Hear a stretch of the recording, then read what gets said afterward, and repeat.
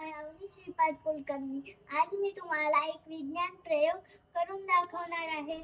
या प्रयोगाचं साहित्य आहे कपडे धुण्याचं पावडर, हळद, 2 ग्लास पाणी आणि लिंबू.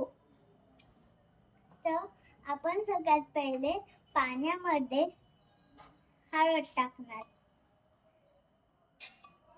ह्याने पाणी येलो होणार.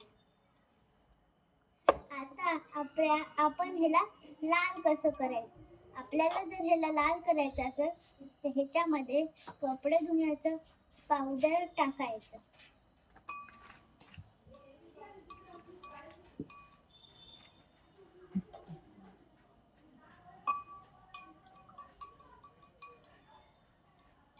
बघा पाणी लाल झालं.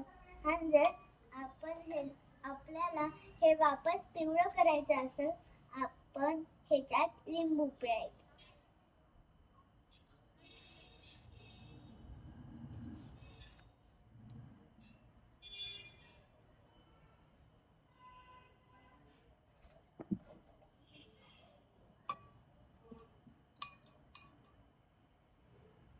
आता पाणी वापस पिवळं झालं.